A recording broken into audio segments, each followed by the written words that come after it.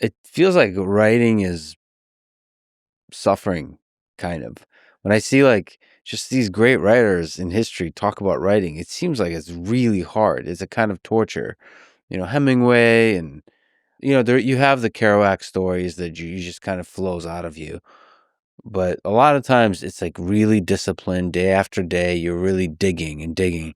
And so it's interesting what that looks like under the different supplements, right? Like Well, Stephen King famously, I mean, there's a lot of people, they go to the drugs, to the alcohol. You have the Hunter S. Thompson who goes, when given the option, just says yes to all of it.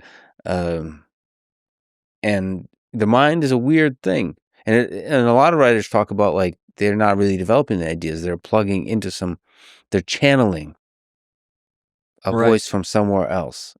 And Yeah. with psychedelics, that's certainly, it feels like you're modifying the channel, or you're expanding the channel, or Yeah. you're directing the channel to a different direction. That's why I ask. I think for me, writing has two important parts, and one of them is the actual writing part, and that's the painful part that you talk about. It's basically discipline, focus.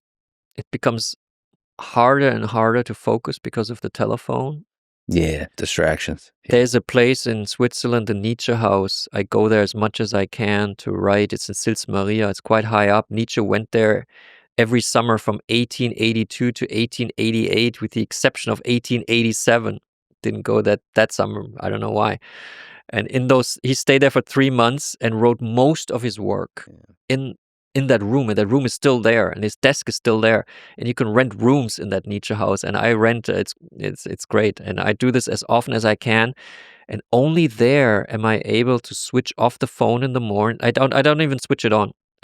I'm like a soldier. I'm in the Nietzsche house.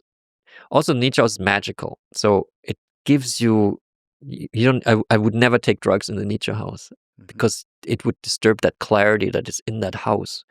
When Nietzsche wrote like Zarathustra and You can sense his presence a little bit. yeah, I speak to him quite a bit. Like, Yeah. his door is always open. Is he an asshole or a nice guy? No, he's a nice guy. Nice guy. His room, it cannot be rented. It's like a museum type room. And I mean,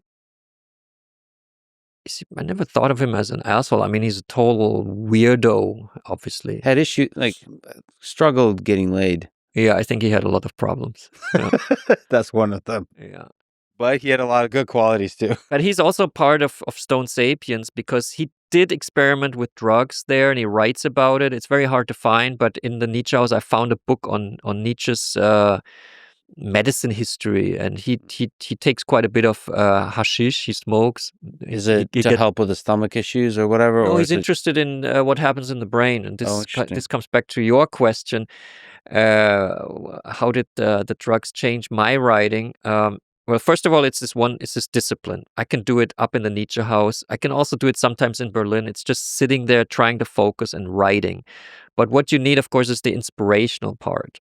And LSD helped me just the first trip to realize that it's not all black and white. The world's quite colorful, and there's like the abyss, and there's also the horror. And like I was a happy-go-lucky kid, I never thought the world is so deep as I understand it now. So the LSD makes the world deeper. So I think for me to understand the world better, to understand myself better, it improved my writing. But I would not write on LSD because on LSD you want to walk in the forest, or you want to go up the mountain, or that's what I like.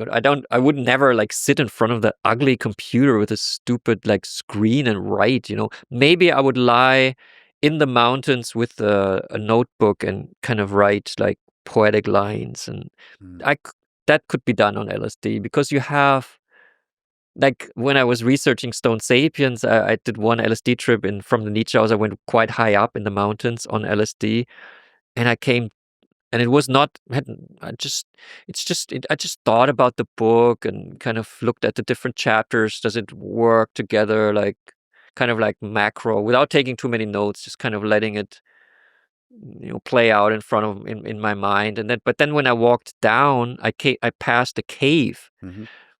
and I realized a lot about people's relationship to caves and the cave paintings.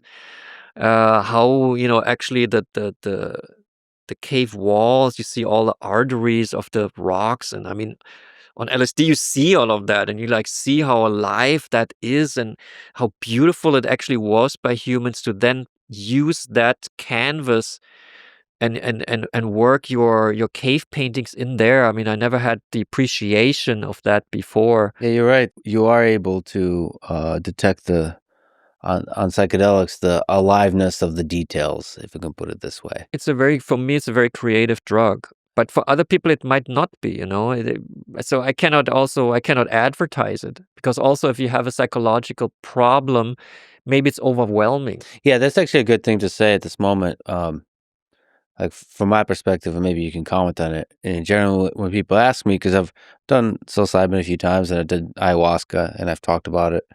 When people ask me if I recommend those things, as a general statement, I say no. To the general population, and then as a second step, if I'm talking to specific people on a case by case basis, I can just discuss my experience and let that be kind of an inspiration. Because I'm very hesitant to recommend a thing that could be so powerful, because I don't know. Yeah. Like, I had a tremendously positive experience, and I was sure I would be meeting some demons. Like, I thought I would have some demons in the basement or something, but I didn't meet them, not yet. But people might have some demons that they meet, and it might destroy them, or it might change them in the way they don't like. And actually, it's a good question for me whether it's good to do psychedelics when you're in a good place in life or in a bad place in life. Because I know that, even scientifically, there have been studies where psilocybin helps with extreme sort of with depression and PTSD and all these kinds of things. But I'd be very nervous about that too, because the mind is such a powerful thing, and it's such a complicated thing that with these really powerful tools, it's unclear where it's going to take you. But I have heard a lot of stories of people have taken incredible journeys, sometimes difficult journeys with psychedelics, and have come out much happier and much um, freer, and have healed some of the things they've been going through.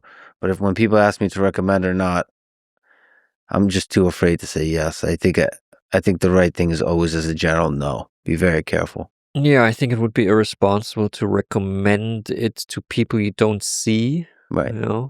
Yeah. Maybe if you know a friend and a friend asks you, maybe I would say to a friend, yeah, I think you would be fine taking it. But even that is a big responsibility, because LSD, in German, the book Trip is called the strongest substance, and it is actually the strongest substance because it works in microgram dosages. Like even the strongest snake poison, cobra toxin, if you use that in microgram dosages, you don't feel anything. But if you take 250 micrograms of LSD, it can totally overpower you. And if you have an unstable psyche, it could, turn you mad, Do you understand how it compares to psilocybin and ayahuasca and DMT? How does Yeah. LSD compare to those? Is it similar land, territory, just more Well, intense? LSD and psilocybin are like cousins. And Distant cousins, or? No, quite close cousins. Okay. And I spoke to a neuroscientist from a university clinic in Zurich who's been researching psilocybin and LSD since the early 90s, and he puts people in brain scanners, for example. So he sees exactly what happens in the brain on LSD or on psilocybin. And he said to me, when I asked him that very same question, he said, LSD is the more sophisticated molecule. He meant by that is that LSD docks onto more receptors than psilocybin. Like psilocybin interacts with like 5 different types of receptors in the brain, and LSD like with 9. So that makes LSD more complex molecule. So that's why it already works in very small quantities, because it's like the key is like perfect for our brain. Our brain really reacts strongly to LSD. For psilocybin, you have to take milligrams, not micrograms, but milligrams. So mushrooms is also described as the softer, psychedelic experience because it only lasts for like 5 hours, while LSD lasts like 8 hours. And LSD can be more. LSD is also a mushroom, but it's ergot, which is a mushroom, but it's turned into a diethylamide. You extract the potent acid from ergot, which is lysergic acid, and you turn that into a diethylamide. So it's a processed drug in a way. It's a potent processed drug that works also for mass movements quite well. That's why it was so popular in the 60s, because people could just make it. While mushrooms, they have to grow. Like the hippie movement, they could never have, sustained on mushrooms because so many mushrooms don't even grow. But a good LSD chemist can make LSD for the whole world, basically.